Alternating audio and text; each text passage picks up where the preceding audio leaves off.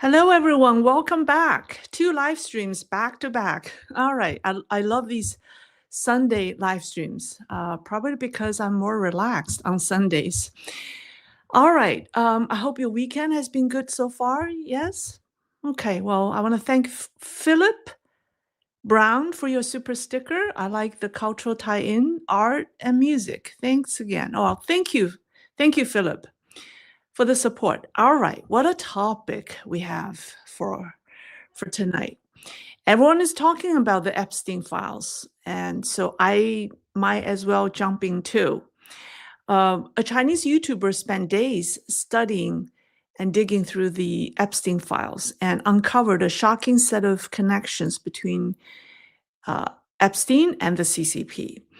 Although I don't agree with 100% of his analysis and conclusions, he did prove a real and uncomfortable truth. That is, there was a backdoor connection or connecting Western elites to Zhongnanhai. Buried inside millions of pages of DOJ documents is the most dangerous red line of all.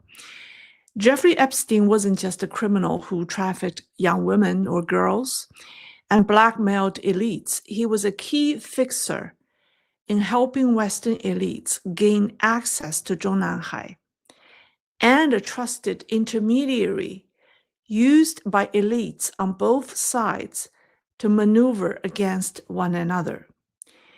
Using a twisted logic, he built a network that welded Western greed and CCP authoritarian power into one monstrous machine. So tonight, let's take this apart. Some of what you will hear comes directly from documents and emails in the Epstein files. Some comes from analysis by others, and some is my own reading of patterns across these documents. All right, so the first document, or the first set of documents is, let me see if you can, this is too small. Here we go. Here's one, and there's another one. Let me just leave this on the screen.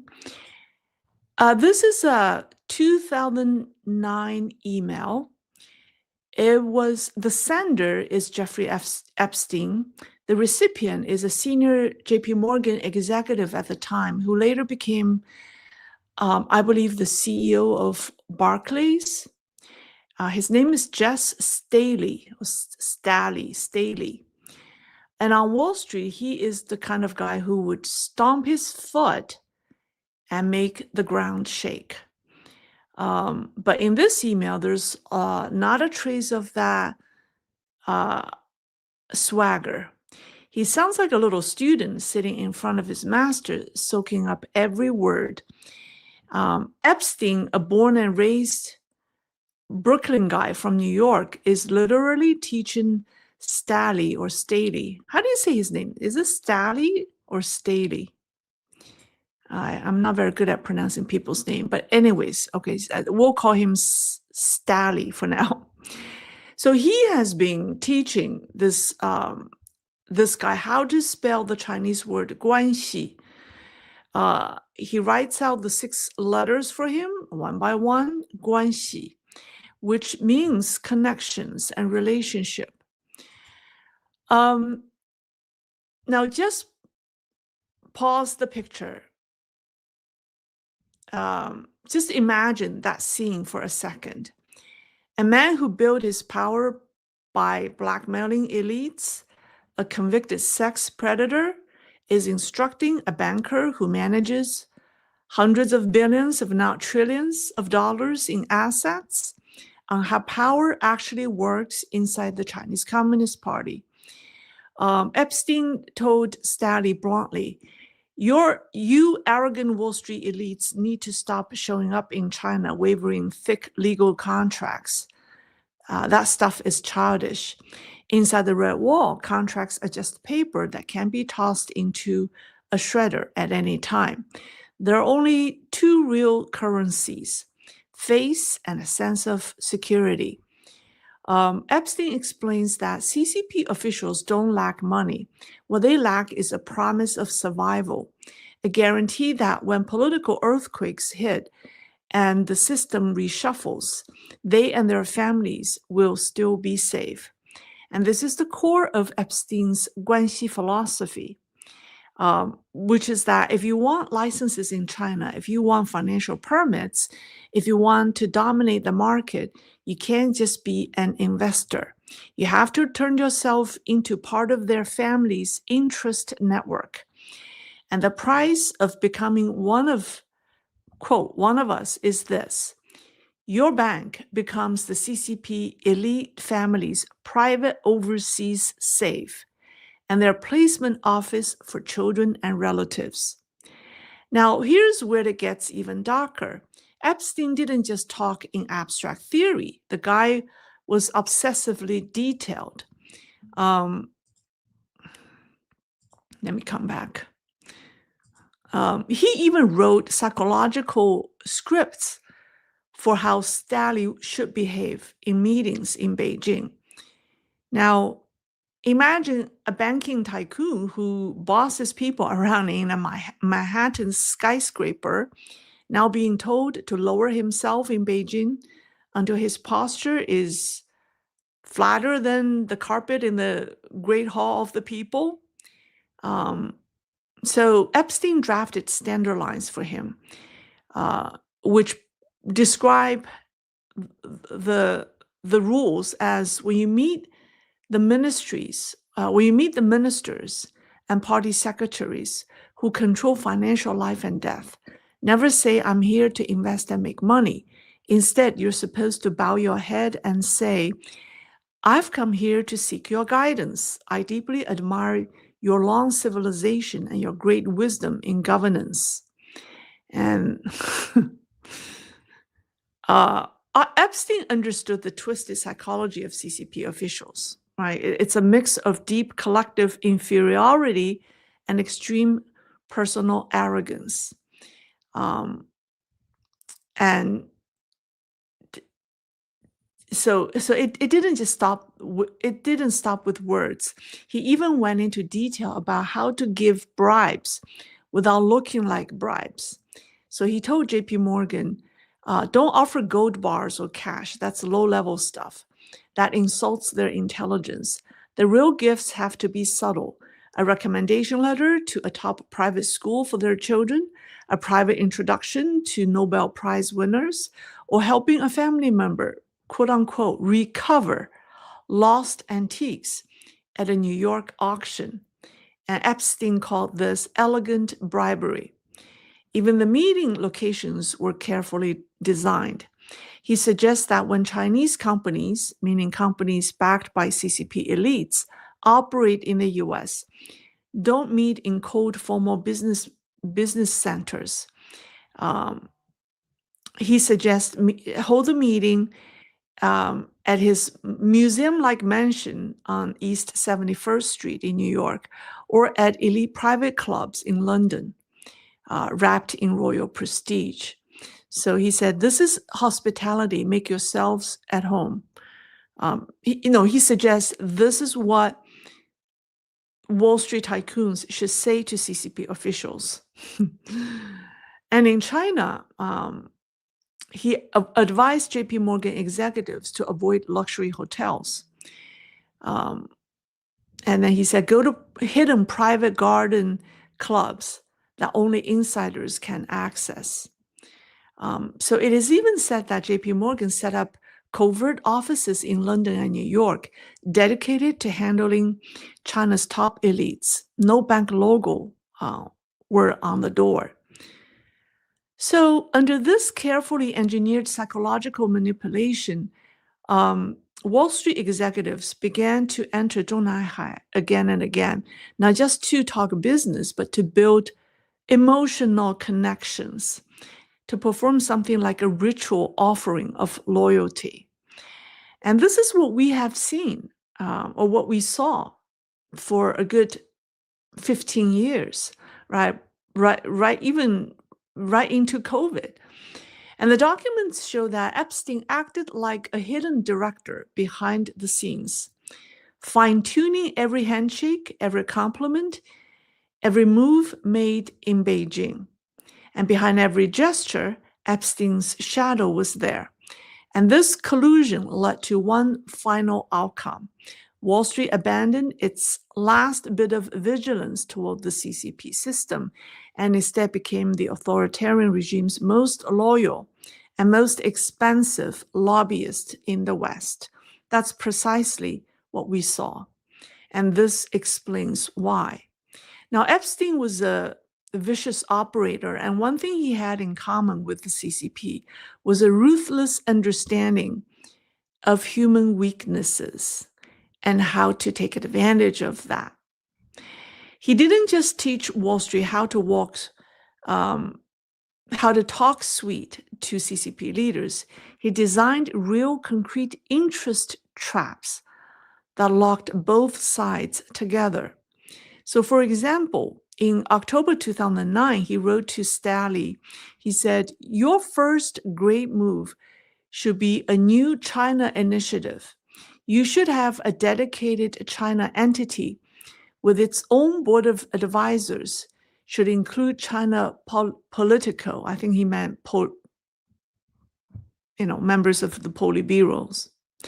So what did he mean by China initiative? Let me be blunt. It was basically an overseas shelter for the family members of China's top officials. In the documents, Epstein tells the Wall Street tycoon very directly, target the senior officials and their families who love traveling abroad, traveling to the West, loved Western lifestyles, and secretly want an escape hatch. So give them fancy titles like advisor, pay them obscene salaries. But most importantly, let their kids get gilded inside JP Morgan's global network. And this was the true prototype of what later became the scandalous sons and daughters hiring program. Remember that? On Wall Street, this program was dressed up like as a localization strategy. In reality, it was naked cross-border hostage diplomacy and influence trafficking. And yes, JP Morgan later got fined. I think it was hundreds of millions of dollars. It was a hefty fine by the SEC for this practice. And JP Morgan wasn't the only one. Media reports also mentioned Citigroup, Goldman Sachs, Credit Suisse, Deutsche Bank, Morgan Stanley, and UBS. There may be a few others. They all engaged in similar practices. They all have a son and daughter hiring, operation.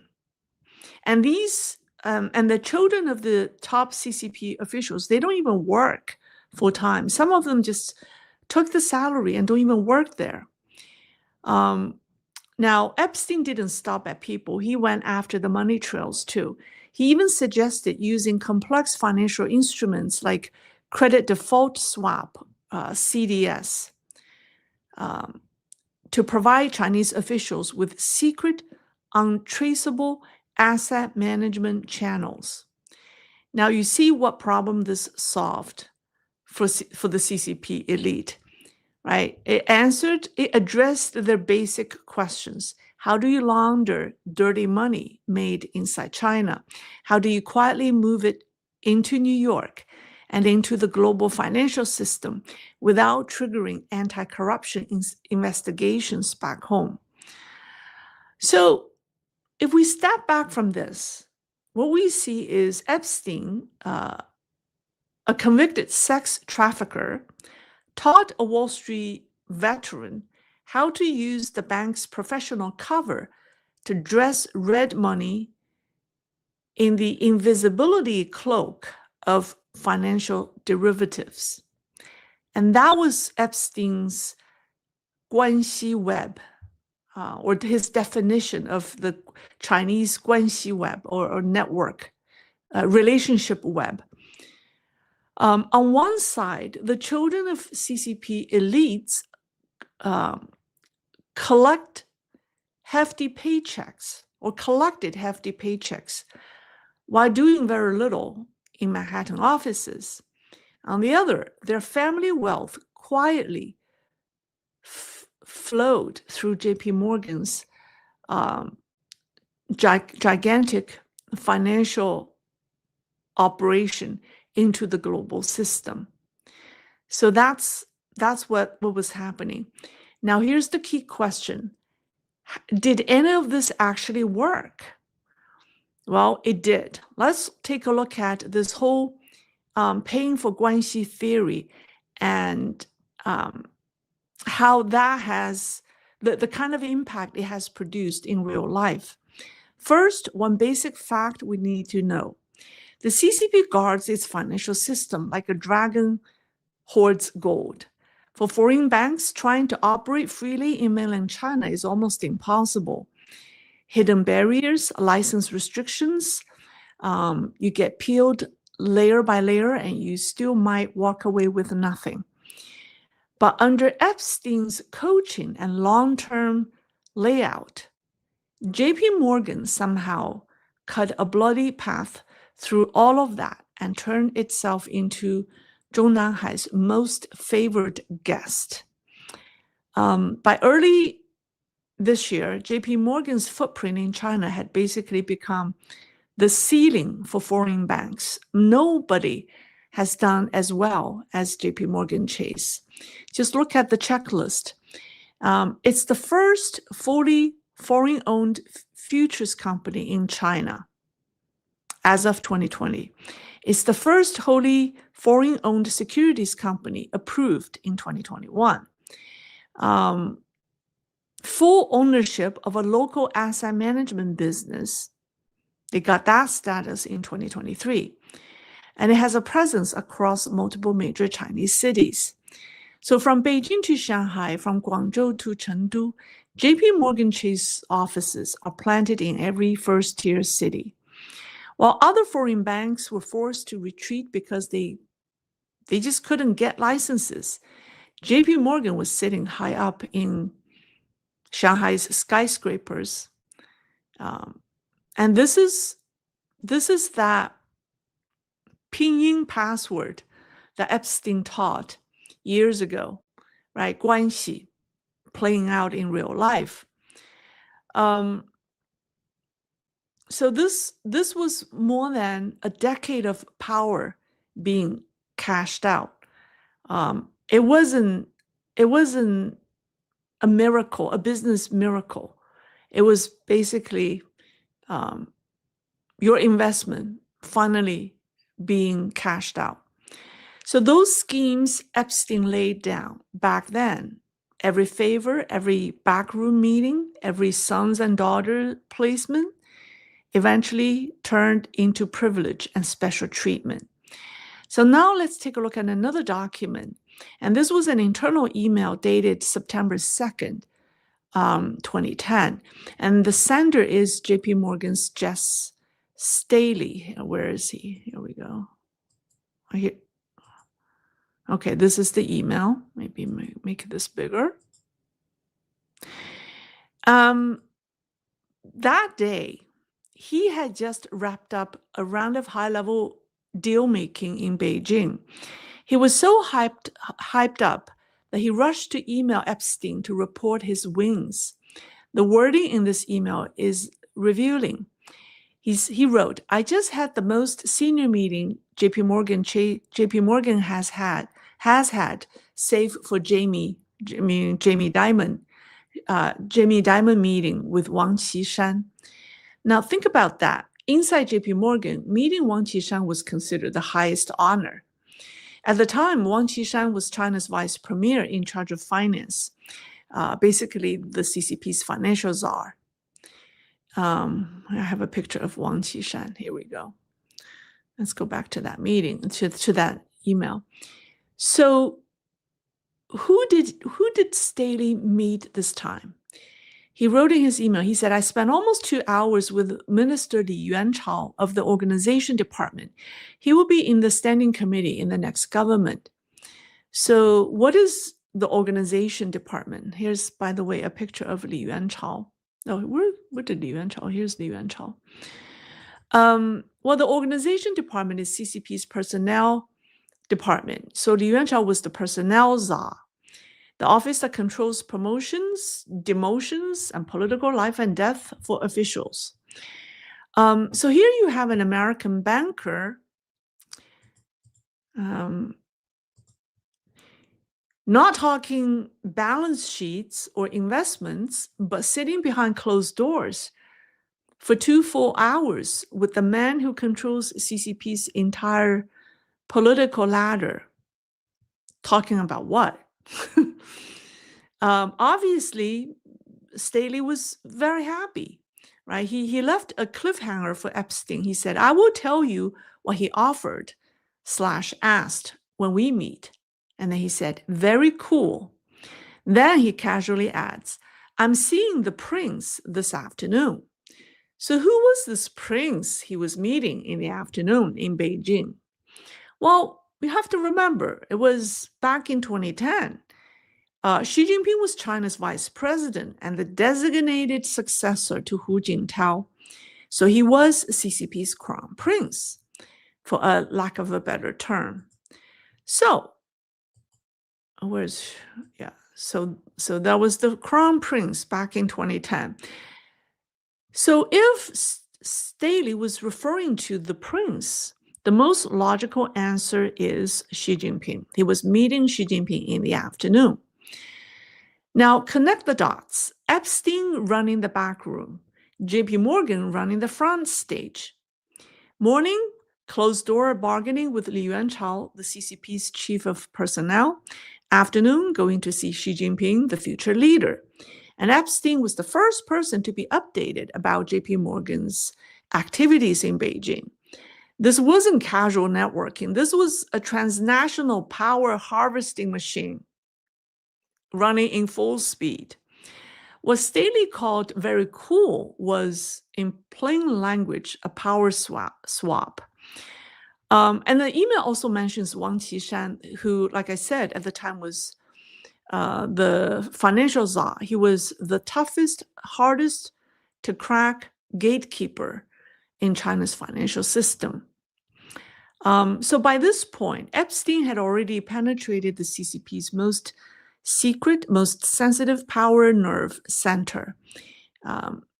He was no longer just a pimp. He had become a transfer station for power deals between China and the United States.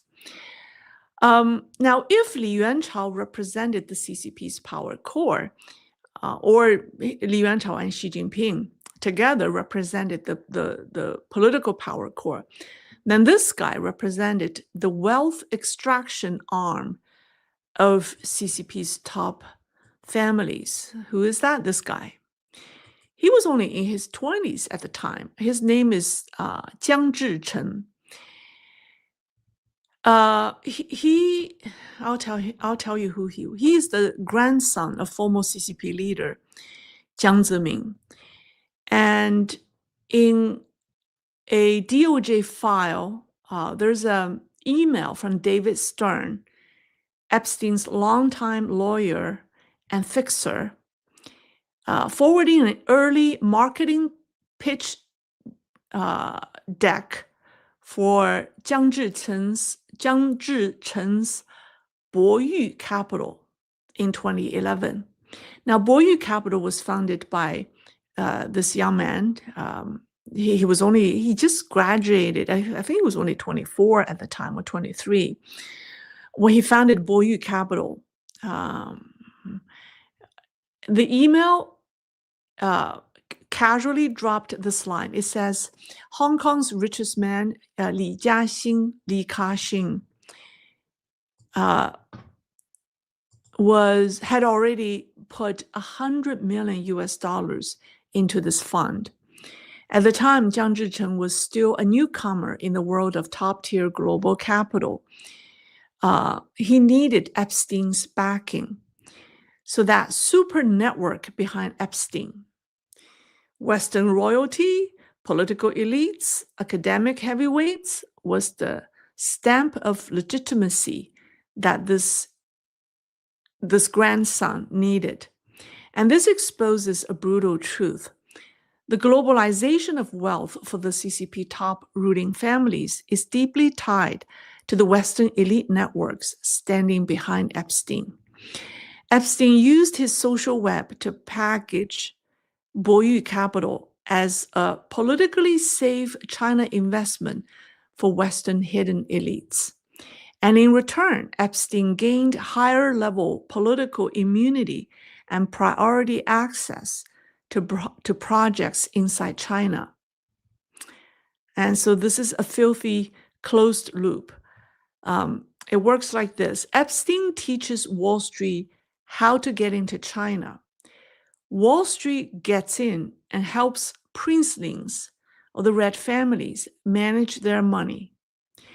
The Red families then use Epstein's Western network to build layer after layer of political and reputation shields so they can extract even more wealth. And this is exactly what Jiang Zemin once notoriously put it: make big money quietly, or in Chinese, 闷声发大财.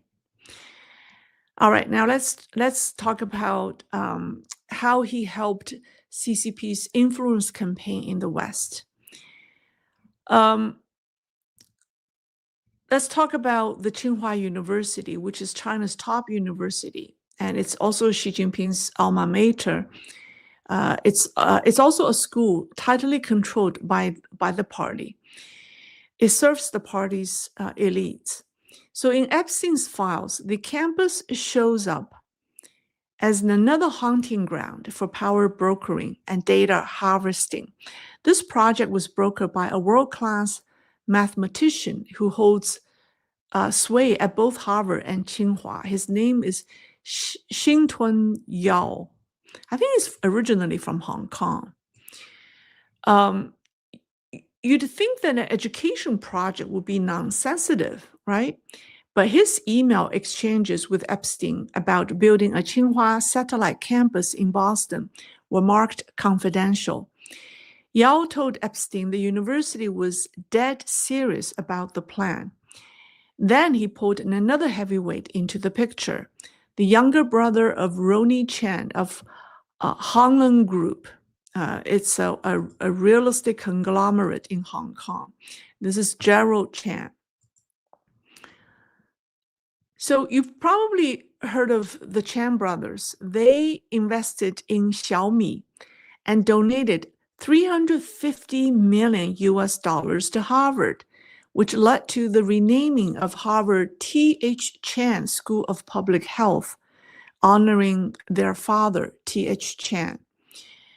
So Yao told Epstein, the mathematician told Epstein that Gerald Chan was extremely interested in Tsinghua Boston campus project, and especially wants to meet him. That means Epstein. So in December 2016, at a restaurant called Parsnip on Harvard, probably in Harvard Square, Epstein and Gerald Chan sat down for lunch. So you have a global real estate tycoon and an investment heir on one side, and you have a convicted sex offender who Harvard had officially warned people not to engage with on the other side. And what were they discussing? China's top universities' overseas expansion plan. And doesn't it look absurd, right? Now let's rewind that to August 29th, 2016. There was a letter sent by Tsinghua University's Office of International Affairs. His name is Jack Lingjiang Li, or Li Jingliang, and he sent Epstein a letter. And it's labeled private and highly sensitive. And he said he was writing on behalf of Tsinghua University's president, Chu Yong. So Li reported that he had coordinated with Martin Nowak, a Harvard mathematician, This is Qiu Yong, and this is another Harvard mathematician. So he had already coordinated with this Harvard professor and planned to send 2 top PhD graduates from Tsinghua's math department each year to work for 3 years in Harvard's research programs. And who funded the program? Epstein himself. Now think about that for a second. A convicted sex offender shunned by US academia was effectively acting as the overseas placement director for Tsinghua University, for Tsinghua students, with Harvard. Why Epstein wants to spend his money on that project? He had his own agenda. Privately, he bragged that Tsinghua was the world's most ideal and least exploited data collection site. And by data, he didn't mean lab data. He meant human data. He saw Tsinghua graduates as future members of Xi Jinping's inner circle. Or it may not be Xi Jinping. It would be members of future Chinese leaders' inner circles. So these people are the future decision makers in China's political and technological systems. And just like he collected, well, what do you call that? Komproma, that's a Russian word. It means compromising materials. Yeah, just like how he collected compromising materials on elites around the world, he wanted to use research funding at overseas campuses to build psychological profiles, map family vulnerabilities, and collect traces of students' private lives abroad, because these people will one day become decision makers in China. And that was Epstein's specialty. And in this sense, he and the CCP were a perfect match, because the CCP is also very good at, collecting people's private life, map them out, and take advantage of their vulnerabilities. And so Epstein and the CCP were using each other. They were using exactly the same strategy. And Epstein wasn't just trying to control today's power holders. He was trying to pre-purchase tomorrow's successors. So in his worldview, nothing was off limits, right? Especially the succession of power inside Zhongnanhai. Now let's talk about some of the recent events involving Xi Jinping. So Xi Jinping was installed as China's 5th leader in November 2012 at the 18th Party Congress. The world media was speculating about where Xi Jinping what he would do and where he would take China. And Epstein was doing something else. He was way ahead of everyone else. He texted David Stern a short message and saying something like, he asked David Stern if he saw the New York Times piece about Shen Dong's wife. And he said the one with the last name Duan. Shen Dong is Desmond Shen, the man who wrote the book called Red Roulette. So Duan, Miss Duan, the Duan that Epstein meant was Desmond's ex-wife, Duan Weihong, who many people claim was Wen Jiabao family's financial proxy. Anyways, David Stern replied with information that's jaw-dropping. He said the new leadership was planning a massive internal investigation into all asset holding structures linked to Wen Jiabao's family. And this campaign, he said, was personally designed by Jiang Zemin to clear the field for Xi Jinping. Now think about the timing. Xi had just been in power for days, and Epstein's network had already accurately captured the political struggles, the political dynamics within the CCP. And it has also accurately captured Xi Jinping's first real move, which is using asset investigation to purge rivals. especially Wen Jiabao's overseas wealth network. So you might say, why did Epstein care about Wen Jiabao's assets? Right? I mean, why does he care about CCP's internal politics?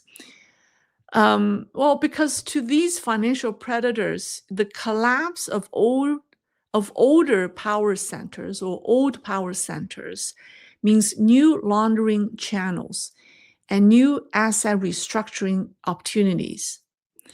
So Epstein has been or had been quietly observing how Xi Jinping used Jiang Zemin's knife to carve up his predecessor's wealth networks and consolidate power. So his observation was right on. So in Epstein's eyes, Xi Jinping wasn't just a successor. He was the man who would clear space by dismantling Wen Jiabao's faction from Wall Street to moving and capture the next wave of wealth. That's what he was trying to. That's what he was trying to time everything. So he wasn't a bystander. He was a geopolitical speculator betting on regime power shifts to extract maximum wealth. And there was also something very, very, very interesting that came out in an email from an anonymous person. We don't know who that came from, but it was an email that was in the Epstein file. It was dated May 13th, 2019. And I have a copy of that. Oh, this is the one. This is the document. It was redacted. The recipient and the sender were both redacted. But it's interesting. Well, let's talk about the timing. May 13th, 2019. The atmosphere in Zhongnanhai was suffocating because the U.S.-China trade war was at a boiling point. Xi Jinping had flipped the table on negotiations. Donald Trump slapped on 25% tariffs. So inside the CCP, party elders were whispering, reformists were watching. Xi Jinping's power was bloated, but still fragile. And that day, there was this email. We don't know who sent it. We don't know who received it, but it reads something like this. Excuse me. When Xi Jinping and Wang Qishan are removed or stepped down, break the radical cadre, install our guys, wreak havoc on collaborations in the West. So read that carefully. So Xi Jinping thought he was using Epstein and JP Morgan to penetrate America. He thought he was playing the great power game. But in Epstein's world, Xi was never a partner. He was a well-fed steward managing China's resources and wealth. So when Xi behaved, when he let the world's elites harvest China alongside him, they were partners in destiny. Epstein groomed talent at Tsinghua University. Wall Street handled the Red family's money. But the moment Xi Jinping's wolf warrior diplomacy threatened global profits, these predators turned on him instantly. Notice the word in that message, removed. So what that means is by 2019, Epstein's circle was already secretly asking, if Xi Jinping is messing up business, should we replace him? I think this is the darkest form of kingmaking. So on the surface, they helped Xi Jinping purge rivals through anti-corruption. In the shadows, they were already grooming their guys, the next batch of proxies. So essentially, Epstein and Xi Jinping were two demons betting against each other. She wanted to be the emperor of the ages, and Epstein and his backers wanted to be the kingmakers. In a sense, they are a perfect match, made for each other. It's amazing to see how Epstein understand how CCP politics work. I think he has a very good understanding of CCP politics. So that's what I have for you. If this made your head spin, that's because the truth behind those red walls is more twisted than any movies we've seen, right?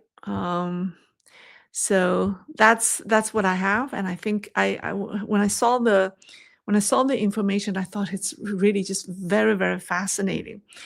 All right, that's all for tonight. It's New Year's Eve in Asia, so Happy New Year. We released our first song in our music channel called Lay's Soaring Notes. It's the Happy New Year, Happy Year of the Horse song. Chris released it at 8:45. He provided the link. Everyone, if you could take a look at that video or listen to the song to help us beat the algorithm, I'd really appreciate it. All right, let's see. Sunday night. All right, any questions? Oh, here, Chris forwarded. Chris, did you forward the link? Can you copy the link in the comments? All right. I just want to acknowledge people who gave me. Oh, here's a question. Great talk. Thank you. Hope your Valentine's Day was special. That was yesterday. It was a busy day. Yeah. All right. Let's see. All right. Not too many questions, which is good.